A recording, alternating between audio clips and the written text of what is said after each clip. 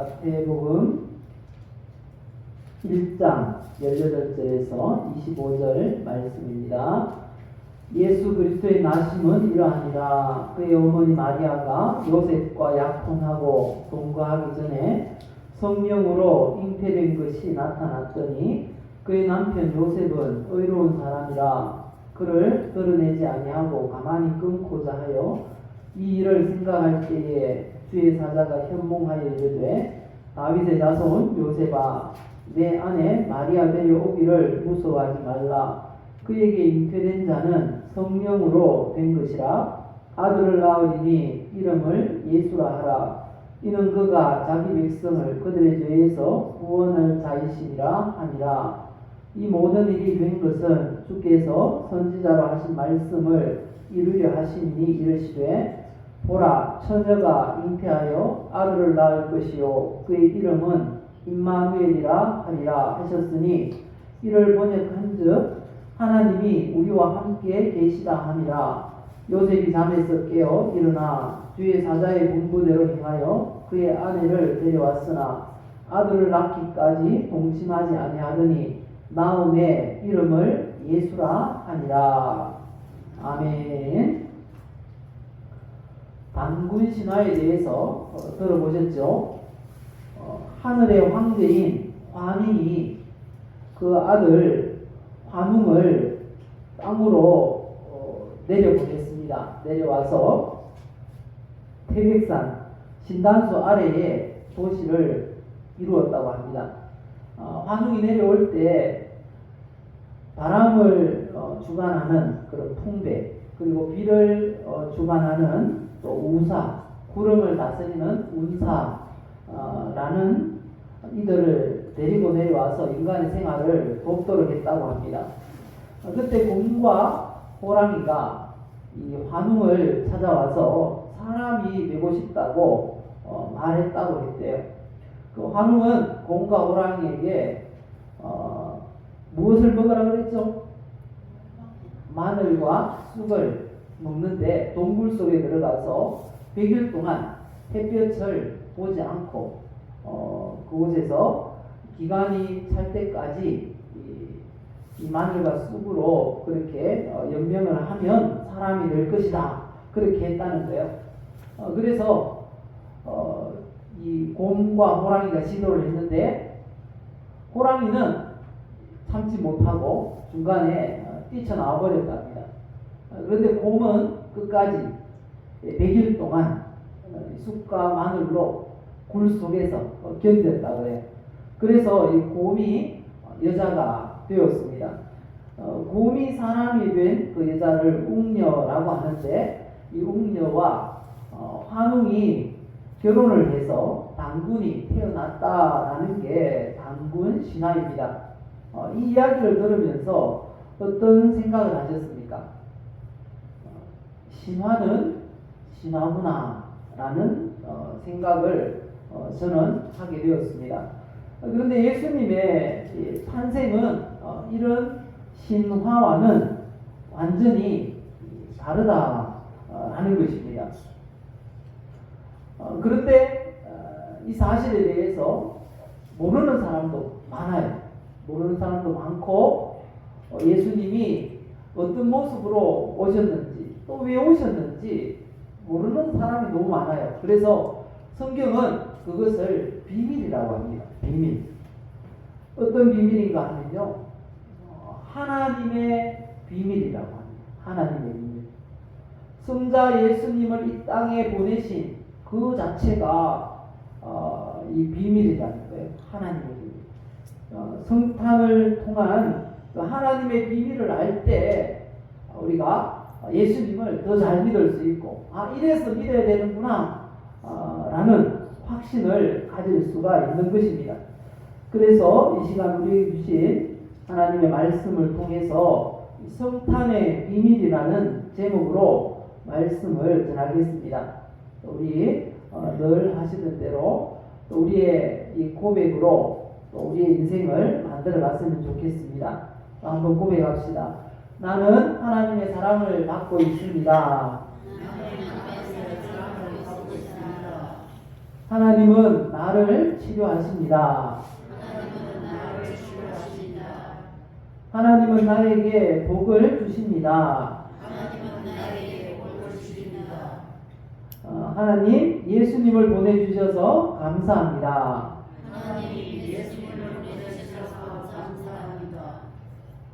우리가 고백한 대로 우리 인생이 만들어지고 그리고 또 우리가 고백한 대로 우리를 구원해 주시기 위해서 이 땅에 오신 예수님으로 인해서 늘 감사하고 늘 행복한 우리 성도님들이 다 되시기를 예수님의 이름으로 축복합니다. 우리 석탄에 숨겨진 하나님의 비밀 어떤 것인지 몇 가지를 살펴보도록 하겠습니다. 첫째는 예수님이 성령으로 잉태되셨다라는 것입니다. 오늘 읽었던 말씀을 보면요, 마리아가 요셉과 약혼을 하고 동거하기 전에 성령으로 잉태된 것이 나타났다 이렇게 말합니다. 여기 보면 약혼을 하고 동거하기 전에 이렇게 말을 합니다. 유대인들은 결혼하는 과정이 3단계로 되어 있습니다. 먼저 양가 가족끼리 만나서 약혼을 한다고 합니다. 그리고 약혼한 사실을 공적으로 선언을 하게 되는 게 그게 점혼이라고 합니다. 그리고 마지막 세 번째 단계 이제 결혼이 있다고 합니다. 그런데 점혼을 하기까지는 서로가 동거할 수가 없다고 합니다. 그게 유대인들에게 정해진 규례라는 것입니다. 마리아는 바로 약혼을 하고 나서 이제 정혼의 단계에 있었다는 것입니다. 그때 마리아가 잉태가 되었다, 임신을 했다라는 소식을 요셉이 예비 남편인 요셉이 듣게 되었습니다. 근데 성경에 기록되기를 요셉은 의로운 사람이라 이렇게 기록이 되어 있습니다. 그래서 아주 조심스럽게 서로 관계를 끊고자 그 문제를 조심스럽게 해결하고자 했습니다. 왜냐하면 알려지게 되면 마리아나 요셉이나 돌에 맞아 죽을 수도 있습니다. 그래서 그 일을 놓고 깊이 고민을 하고 있었습니다. 어떻게 양쪽이나 피해 없이 이 관계를 잘 정리할 수 있을까? 분명히 자신은 동침을 하지 않았는데 예비신부 마리아가 임신을 한 것이죠. 그래서 그 일을 두고 깊이 생각을 할 때에 꿈속에 천사가 나타났습니다. 그리고 이렇게 말합니다. 다윗의 자손 요셉아, 내 아내 마리아 데려오기를 무서워하지 말라. 그에게 잉태된 자는 성령으로 된 것이라. 이렇게 말씀하셨습니다. 여기서 성령으로라는 것은 성령으로 말미암아라는 뜻입니다. 잉태되었다라는 것은 이 자궁에 착상이 되었다라는 것입니다. 그래서 성령으로 잉태되었다라는 것은 성령께서 마리아의 잉태에 역사하셔서 예수 그리스도가 탄생할 준비가 되었다라는 뜻입니다. 그런데 당시 이 그리스 신화에도 보면 이런 게 있어요. 신 중의 신, 이제 주신이라고 하는데 제우스 신이 있습니다.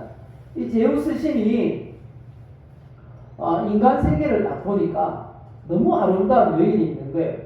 근데 이 여인은 어떤 남자의 아내였어요. 그럼에도 불구하고 이 제우스가 내려와서 그 여자와 동침을 해서 자녀가 태어났는데 그 자녀가 누군가 하면 그리스 신화에서 가장 힘이 센 영웅 헤라클레스다, 이런 신화가 있어요. 그런데 이 사도 마태는 복음서를 기록하면서 예수님의 출생은 그런 신화와 다르다라는 걸 말해주고 싶었어요. 그래서 이렇게 강조하는 게 인간적인 방법에 의해서 예수님이 태어나신 게 아니다. 그리고 인간적인 혈통에 의해서 태어나신 것도 아니다. 성령의 창조의 능력에 의해서 성자 하나님이 마리아의 자궁에 착상되시고 그렇게 출생하셨다라는 것을 밝히고 있는 것입니다. 그래서 하나님의 놀라운 그 성탄의 비밀 중에 하나는 예수님은 성령으로 잉태되셨다라는 것입니다. 그리고 두 번째 이 하나님의 비밀은요, 우리 읽어보실까요?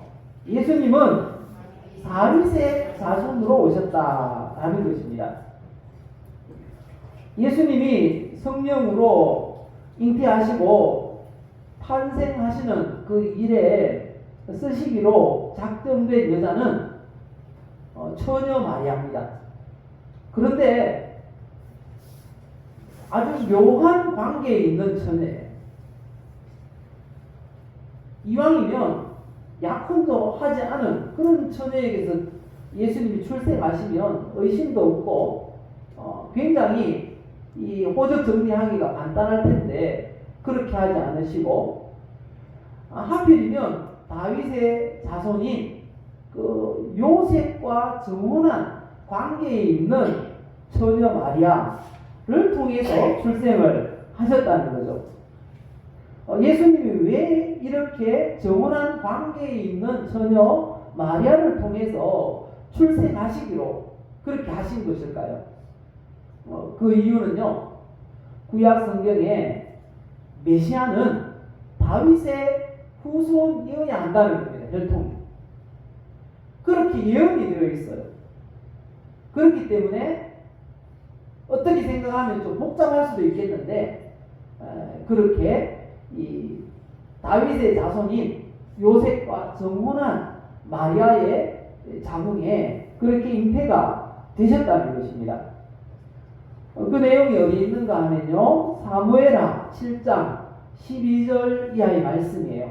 우리 같이 읽어보십시다. 내 수완이 차서 내 조상들과 함께 누울 때에 내가 네 몸에서 네 씨를 네 뒤에 세워 그의 나라를 견고하게 하리라. 그는 내 이름을 위하여 집을 건축할 것이요 나는 그의 나라 왕위를 영원히 견고하게 하리라. 이 다윗에게 지금 하나님께서 하시는 말씀이에요. 여기서 내 씨라고 하는데 이 내 씨는 다윗의 왕위를 영원히 견고하게 하시겠대요. 그런데 다윗의 그 혈통적인 왕위가 영원히 견고하게 되었습니까? 아니에요. 유다의 시드기야 왕 때 바벨론의 침공으로 인해서 유다가 멸망을 하게 됩니다. 다윗의 왕위는 혈통적으로 보면 끝이 나요. 그래서 여기서 말씀하시는 이 시가 그의 왕위를 영원히 견고하게 하리라. 그 말씀은 바로 메시아 예언이라는 것입니다. 다윗의 후손으로 메시아가 출생할 것인데 그가 그 왕위를 영원히 견고하게 하신다라는 말씀인 것입니다. 그래서 예수 그리스도는 이 말씀 때문에 다윗의 자손으로 출생하셔야 했습니다. 메시아는 계보상 다윗의 후손이어야 하기 때문에 하나님은 천사를 통해서 요셉이 마음에 어떤 생각을 했죠? 조용히 파혼을 하고자 했습니다. 그런데 천사가 나타나서 파혼하면 안 돼. 메시아는 바로 다윗의 후손인 요셉의 혈통을 통해서 출생하셔야 돼 라고 말씀을 하셨던 것입니다. 그래서 파혼을 하지 않고 어떻게 했습니까? 마리아를 데려왔지만 예수님이 출생할 때까지 동침하지 않았다 라고 말씀을 하고 또 기록을 하고 있는 것입니다. 이처럼 예수님은 다윗의 자손으로 오셨습니다. 그리고 세 번째 성탄에 관한 하나님의 비밀은 이것입니다. 우리 읽어보실까요? 예수님은 우리를 죄에서 구원하시기 위해 오셨다라는 것입니다. 이 메시아의 사역, 구약 성경에부터 계속 예언되어 있습니다. 창세기 3장 15절에는 여자의 후손으로 이 메시아 구세주를 보내주시겠다고 약속을 하셨어요. 여자의 후손. 그런데 그 메시아가 오셔서 하시는 사역이 뭔가 하면 하나님의 백성을 그들의 죄에서 구원하시는 사역을 하시겠다는 거예요. 그래서 사도 요한도 그렇게 이야기를 합니다.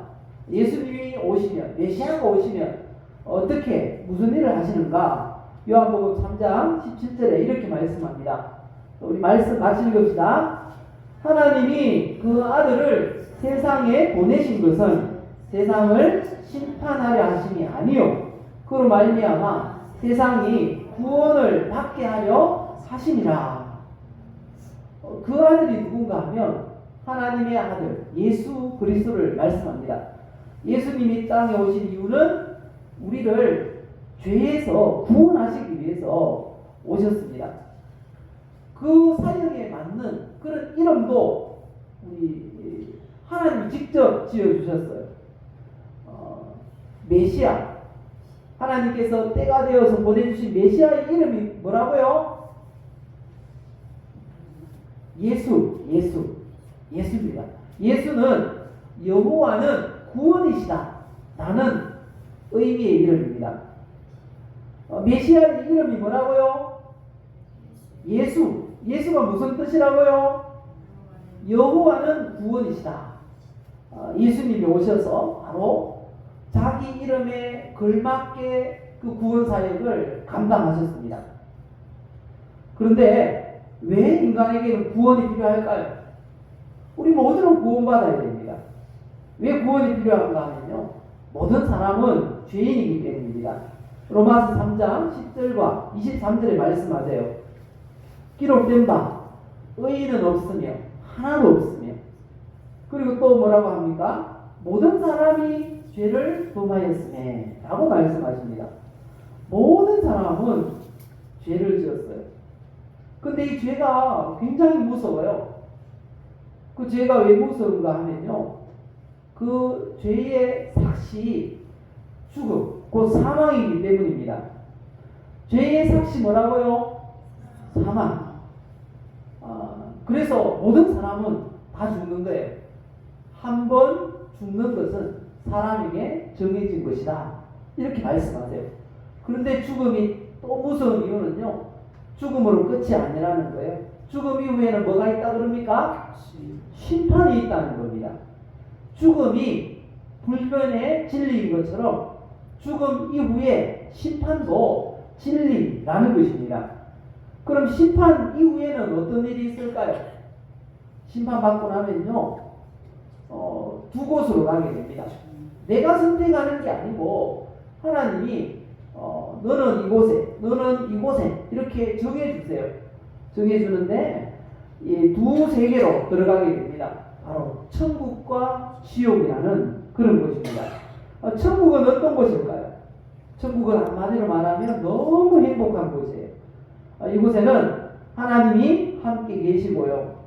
그리고 들어갈 때는 천사들에게 받들려서 그렇게 들어간다고 기록을 하고 있습니다. 받들려서 들어가는데 마치 잘 꾸며진 그런 신혼집과 같다라고 비유를 하고 있습니다.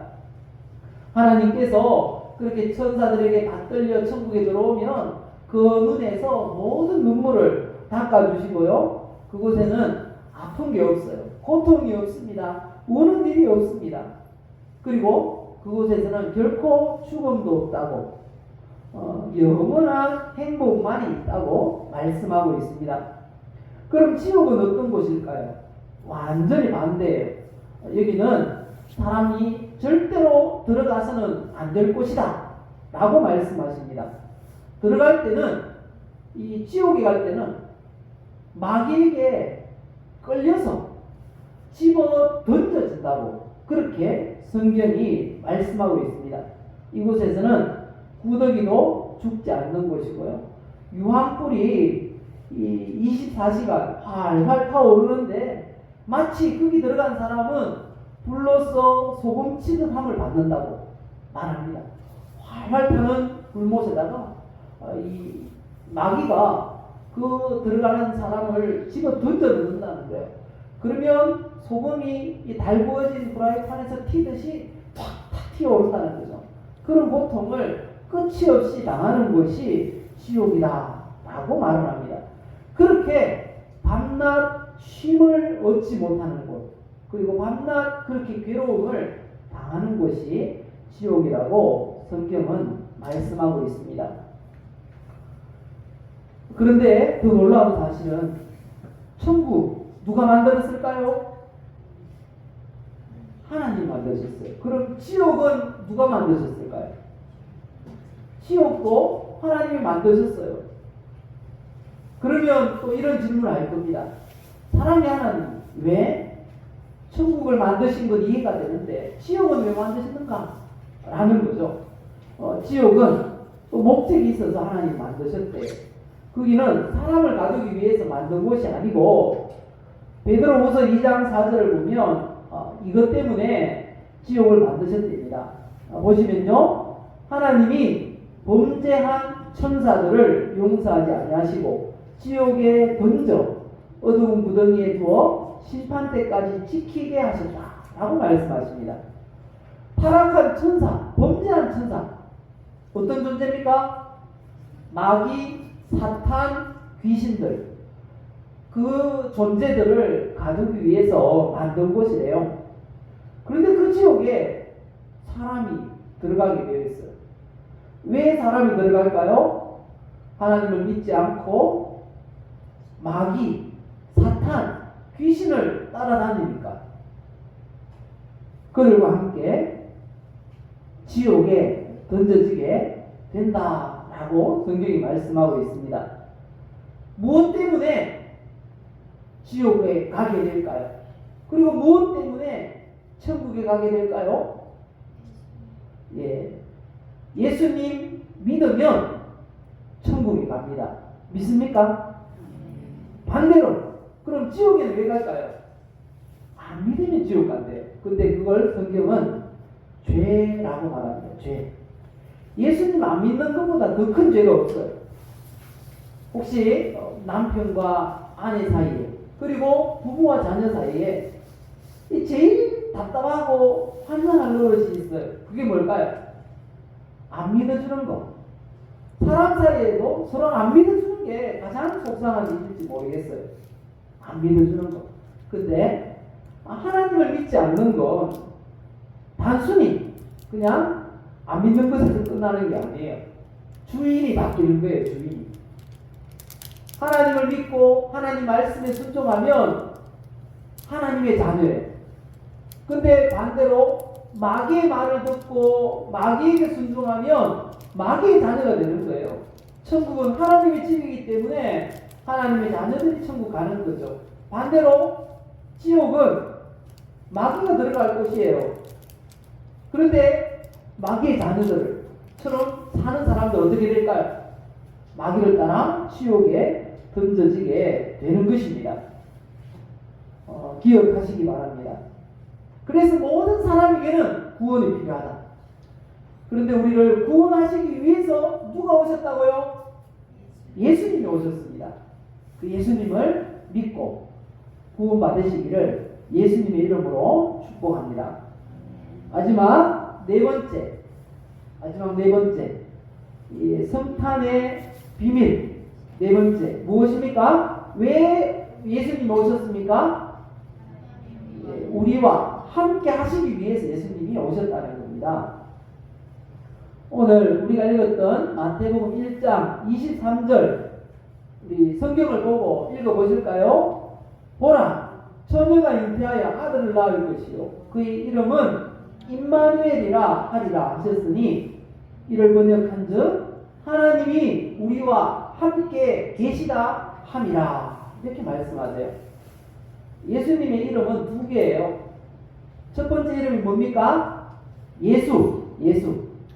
그리고 두 번째 이름은 임마누엘. 임마누엘의 뜻이 이 하나님이 우리와 함께 계시다라는 뜻입니다. 하나님이 왜 우리와 함께 계시기를 원하실까요? 이유는 단 하나입니다. 우리를 사랑하시기 때문에 우리와 함께 하시기 원하신다는 겁니다. 요한복음 3장 16절에 말씀하세요. 잘 아시는 말씀일 텐데 같이 읽어봅시다. 하나님이 세상을 이처럼 사랑하사 독생자를 주셨으니 이는 그를 믿는 자마다 멸망하지 않고 영생을 얻게 하려 하심이라. 우리 하나님이 우리와 함께 하시고 싶어서 성탄절을 통해서 이 땅에 오셨다는 것입니다. 성자 하나님이 이 땅에 오셨어요. 그분이 바로 예수님이고 그렇게 하나님이 우리와 함께 하시기 위해서 오신 날이 바로 성탄절, 크리스마스라는 것입니다. 그런데 더 중요한 건 우리와 함께 하시기 원해서 이 땅에 오신 하나님이 어떤 분인가 하는 것입니다. 그 하나님은요, 먼저 하나님 어떤 분이라고요? 하나님이 영이십니다. 영이라는 건 눈에 안 보인다는 거예요. 하지만 존재한다는 거죠. 어떤 사람들에게 예수 믿으세요 라고 말하면 하나님 눈에 보이진 않는데 뭐 어떻게 믿냐 라고 이야기합니다. 그래서 많은 사람들은 신을 만들어 놓아요.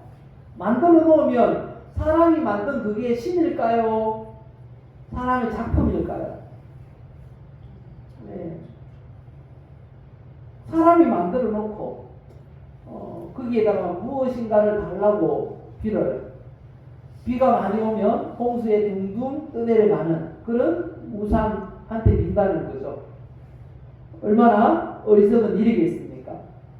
하나님이 눈에 보이고 손에 잡히는 순간 그건 더 이상 신이 아니에요.